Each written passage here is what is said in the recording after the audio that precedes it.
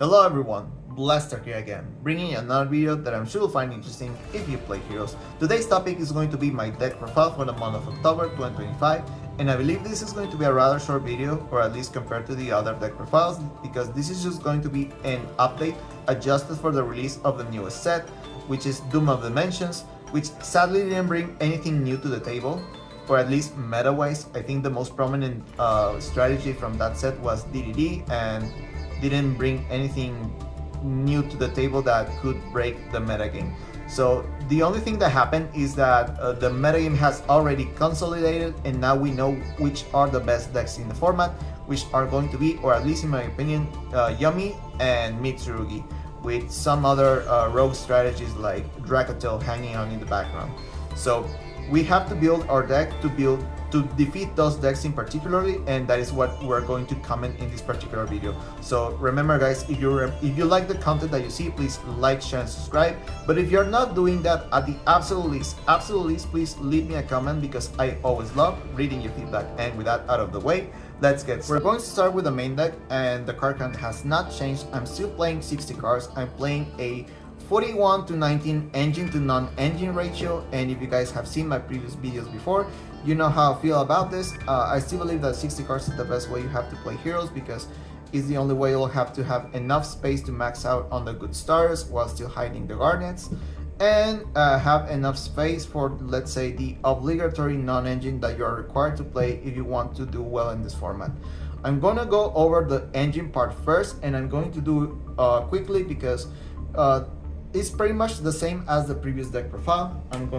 I'm still playing like one copy of Elemental Hero Neos, one copy of Shadow Mist, double copies of Elemental Hero Stratos, triple copies of Vision Hero Bion, double copies of Vision Hero Increase, triple copies of Vision Hero Ferris, triple copies of Destiny Hero Malicious, one copy of Destiny Hero Denier, one copy of Destiny Hero Plasma, two copies of Evil Hero Dead and Prison, one copy of Sinister Necrom, and triple copy of Evil Hero at Dusted Gold.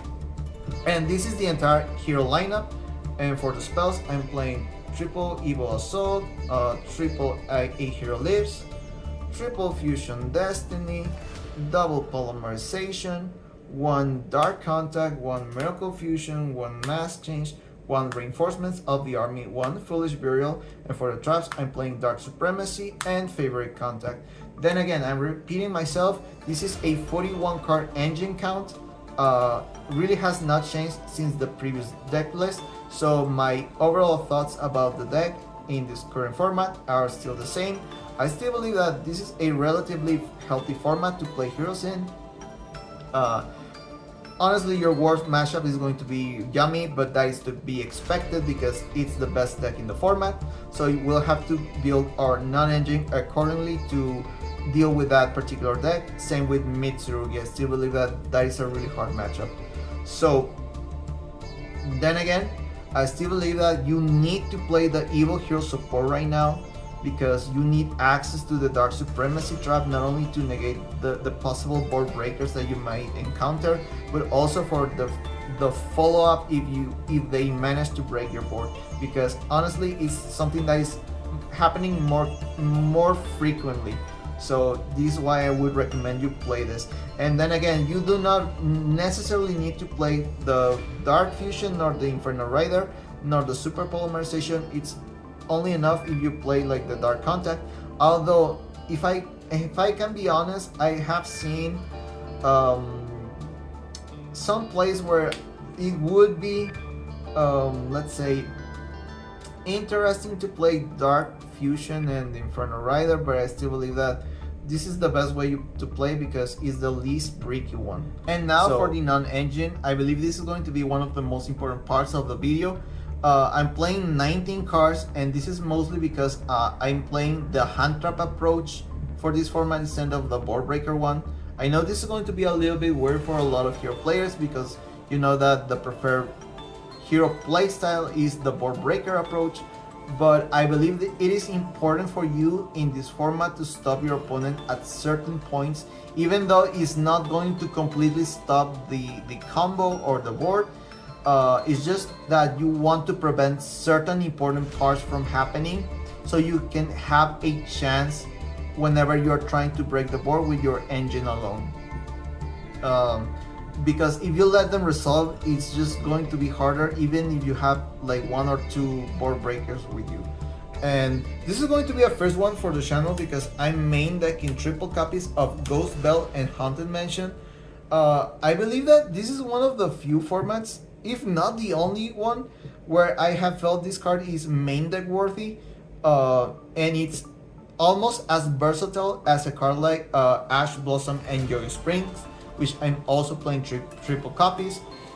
I mean, not only it's good at stopping certain important parts of your opponent's combo, like the Yummy Surprise, or like the Mitsurugi Ritual, or even the Dracotail traps, is also a good way to prevent the bestials from happening, and also it's a way to prevent Call by the Grave to be used against you if you want one of your hand traps to resolve, especially the most important one, which is Molchami Fugalos. I'm also playing triple copies of it. Also, gotta say this, I'm no longer main decking the Molchami Purulia, and it's not that I necessarily believe that it's a bad card, it's just that I really needed cards that were more impactful than it. So in regards to the Molchamis, I'm currently playing the Molchami Fugalos and other hand traps like Nibiru the Primal Being. I believe this is one of the most important hand traps that you could be playing right now, and it is needed for you if you want to have a chance at doing well in the Yummy matchup, simply because it's the best way that you'll have to prevent them from getting into the Herald of the Arclight. Because one of the things that that card has is that even if you have like a board breaker with you, like Forbidden Droplet, which I'm playing triple copies right now, is that as long as that card is face up on the field, you cannot send cards from your hand or deck to the graveyard because they will be banished instead. And if you cannot send a card to the graveyard to pay the cost of Forbidden Droplet, you cannot use it. It's the same issue that we had under Dimension Shifter, and that is why I feel like it's very important for you to play the hand trap approach, because otherwise it doesn't matter if you open Droplet, it's not going to be as useful for you to break the Yummy board, which is going to be your most expected and your worst matchup this format. And also I'm playing 1 copy of Cross-Out Designator because I'm playing a lot of hand traps that I'm pretty sure everyone is going to be playing, so I want to stop them from being used against me. Same with Call by the Grave. And lastly, I'm playing triple copies of Infinite Impermanence. And I know a lot of people are not liking that much Impermanence this format, but I believe you still main that, because then again, you never know where you're going into. And still good against like Kanan, and also good against Dracotail if you are going second. But then again, if there's something that may not seem good to you, you can do whatever you want with your non-engine spots. This is what I would recommend. And then again, we could talk about how to change some of the spots whenever you are going into game 2 and 3 for the side deck, but I believe this is going to be a separate video because I think there are really important aspects that we have to discuss. But for the time being, this is the non-engine that I would recommend you to play in your main deck, and after this we're going to talk about the extra. And for the extra deck, if I can be quite honest with you guys, this has not changed ever since the last deck profile. These are the same 15 spots that I was playing, and my feelings towards them are still the same. And let's just go over them quickly. I'm playing 1 copy of Evil Hero Neos Lord, 1 copy of Wake Up Your Elemental Hero, 1 copy of Elemental Hero Shining Neos Wingman, 1 copy of Evil Hero Malicious Bane, 1 copy of Destiny Hero Destroyer Phoenix Enforcer, 1 copy of Elemental Hero Sunrise, 1 copy of Masked Hero Darklow, 1 copy of Destiny Hero Dystopia, 1 copy of Elemental Hero Flame Wingman Infernal Rage, and for the last fusion, I'm playing 1 copy of Evil Hero Inferno Wing Backfire. And for the non-fusion monsters, I'm playing 1 copy of Number 41, Baguska, the Terrible Tyrant appear. And if I can make a parenthesis here, I'm really sorry for all of you Master Duel enjoyers, and if you're playing Heroes in that format, because you had this card recently banned, and honestly, I believe that's a huge blowout for your strategy, because let me be really blunt with you. If somehow, which I don't believe this is the case, but if somehow Malice is no longer the top tier strategy and Rysiel is perceived as the best deck in the format, that means that people will start main decking Droll and Lockbird, and this was one of your best answers against that particular hand trap. So if you get hit by one, I'm afraid you're pretty much losing that game guarantee. So my condolences. And for the links, I'm playing one extra hero Dread Decimator, one extra hero Wonder Driver, one extra hero Infernal Deviser, and one extra hero Cross Crusader. Then again, if I can be quite honest with you, I would really want to play a second copy of Cross Crusader, but the problem is that I have no space. I've been deciding what else I could cut up to make space, but I don't want to cut Destiny Hero Dystopia, because it's a really good secondary Fusion Destiny target. But if I can also be quite honest with you, I've not been the biggest fan as of lately of Masked Hero Doglo. And I know this is going to be really weird for some people, because obviously I'm not going to lie, on certain specific matchups, getting access into this card is essentially a win condition. But for the most part, in the current metagame, this card is not enough to stop your opponent. I mean, obviously having a Macrocosmos on Lex that only works on your opponent, and having also a hand rip is really good, but it's not going to win the game by itself. You really need more disruption. So if it's like the only play that you got to do because you activated Hero Lives and Special Summon Shadow Mist because you got hit, for example, by Droll and Lockbird, if you're not pairing your Masked Hero Doglo with something else, I'm afraid you're also going to lose the game.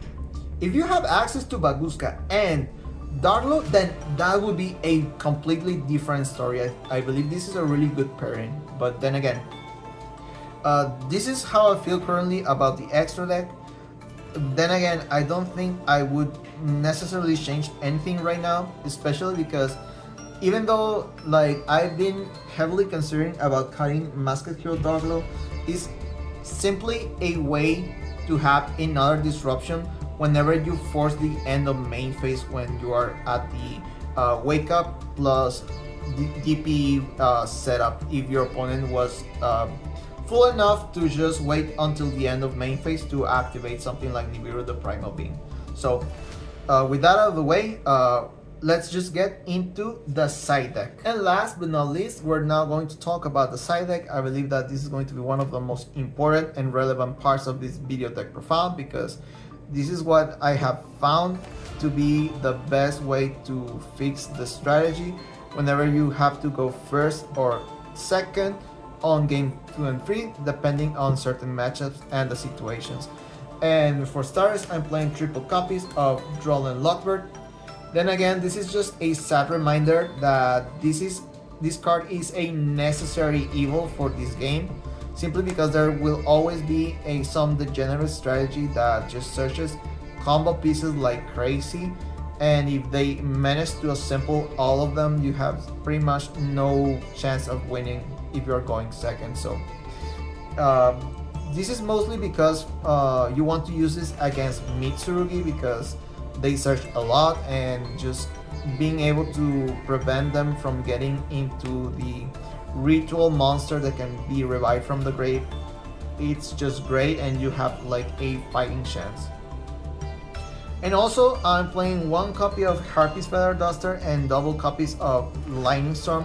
Then again, this is currently like the design spots for like, let's say the back row and monster hate, like that part of the board breaking aspect of the deck. So if you so desire, you could mix and match, right? Perhaps you want like that consistent approach and play like triple lightning storm. I do not own the third one. Maybe in the future I'll get the last one, but you could also mix and match where maybe you want like one of each, and for example you want also one copy of Raigeki, right? But for the time being, this is what I'm playing, and I'm also playing triple Book of Eclipse. Then again, this might be like a niche card, but this is one of the cards that I've been playing whenever I'm going first. So this is just a good way to prevent Nibiru from happening, and it's also a good way to dodge targeted negation hand traps.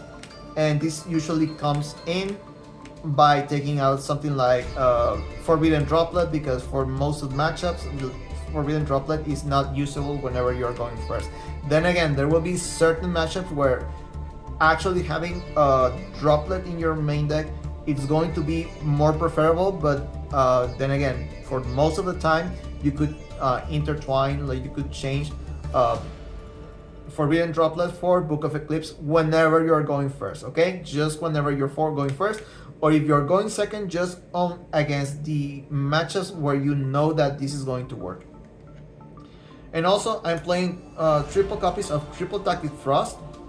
Then again, I like this card a lot, but I only play it on game 2 and 3, only whenever I know I can get the targets that I'm looking for, especially whenever I'm going first. I have like a more direct control over what trap I could play and not feel like a brick if I happen to draw into one, which are going to be like the destructive Daruma Karma Cannon, different dimension grounds, and dimensional barrier, which honestly, this card is so broken. I cannot believe that this card is still legal in the game, honestly. It's crazy good, this format. So, and then again, they getting a lot of value whenever you get hit by hand trap and you activate Triple Tactic Frost.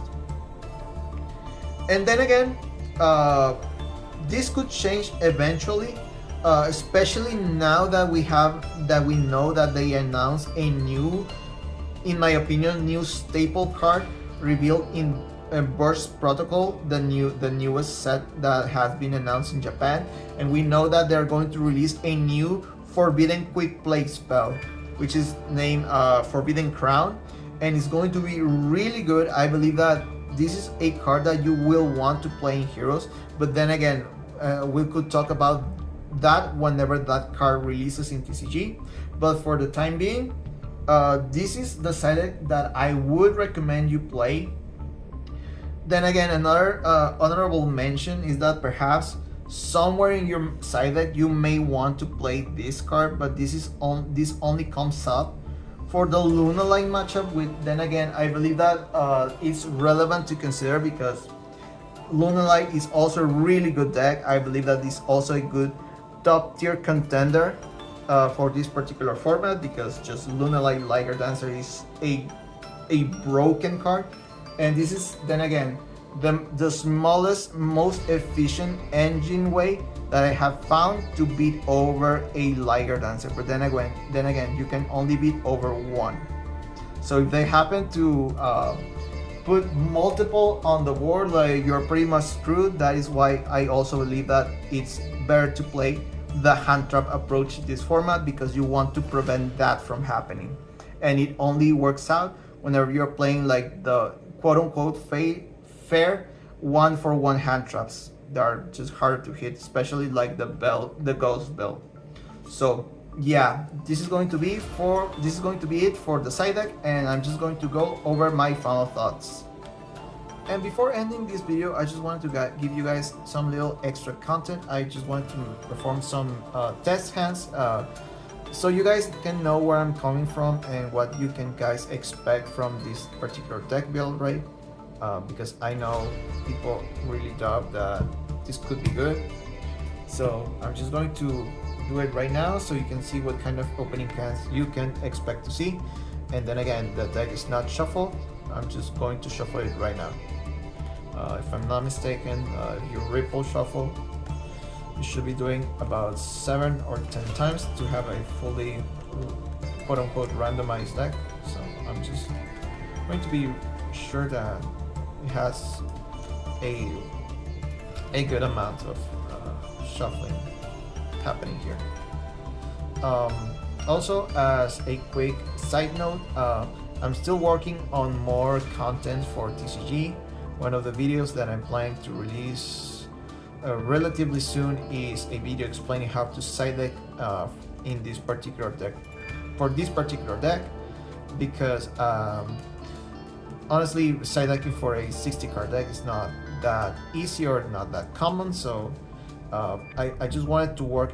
I just wanted to make a video about it, but I just wanted to wait a little bit because I don't want to just be, let's say, outdated on release if like the format was changing too much, because some of the cards that will be featured will no longer be good for that particular format, and I just want it to be like as relevant as it possibly can be. Although I guess we could make a new video each time the format changes, right? But I just wanted to make like a guide on how to side deck for this particular deck. 1, 2, 3, 4, 5. Just, and then again, because you guys saw that the deck was not randomized beforehand, there's also like a real possibility that I could end up rigging, even though it's not that common. So just because there are no double takes on here, okay? 1, 2, 3, 4, 5. I mean, it's not bad, right? It's definitely decent going first, but I mean, I don't mind the Dead and Prison, but I don't like opening doubles of anything. I just wish this was like a non-engine, but for the most part, I would say really good, right? So let's just make another one really quick. 1, 2, 3, 4,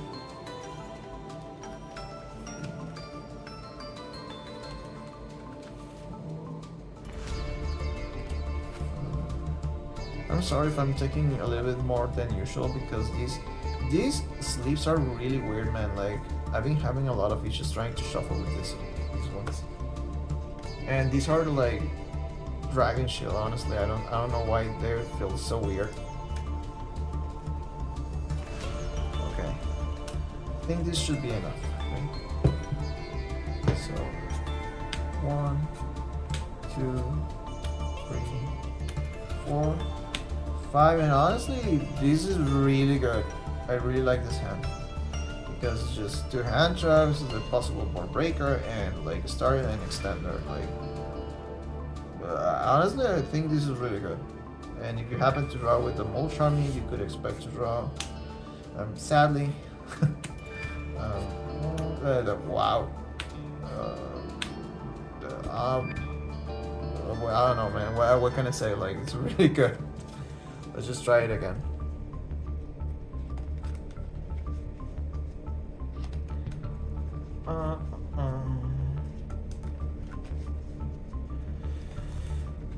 Perhaps like 1 or 2 and just call it a day.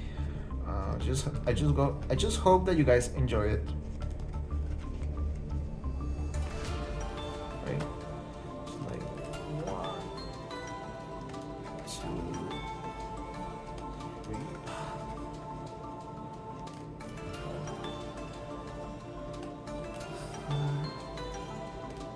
5, 6, 7. Okay, let's see what is going to happen. 1, 2, 3. 4. Okay, 5. Okay. Sadly, this is something that could always happen, right? You opening like the engine requirements because of how many you play.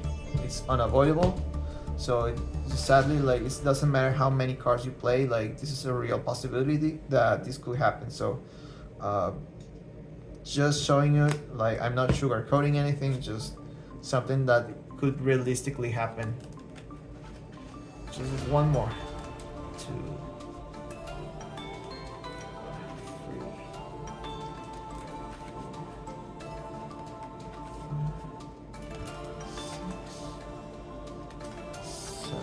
see what we're gonna do. 1, 2, 3, 4, 5. I'm not gonna lie, opening malicious on this particular hand is unfortunate, but I would say it's decent. Going first, I think it's also decent. I mean, if you're going second, perhaps, who knows, if you want to hold that Ash Blossom and you, then like, oh, of course. Yeah, like one of my favorite things to happen, like, oh, drawing full allos for turn, right? Sadly, it's just, what can I say, man? Like, it's just something that you cannot control, right? It's just, it's the best that you can do. So yeah, I believe that this is going to be the end of the video. I just hope that you guys enjoy it, and remember that if you like the content that you see, please like, share, and subscribe. But if you're not doing that, at the absolute least, please leave me a comment, because I always love reading your feedback. And 1, 2, 3, 4, 5. This is going to be it for this particular video. This is Blester signing out, and I hope that you guys have a nice week.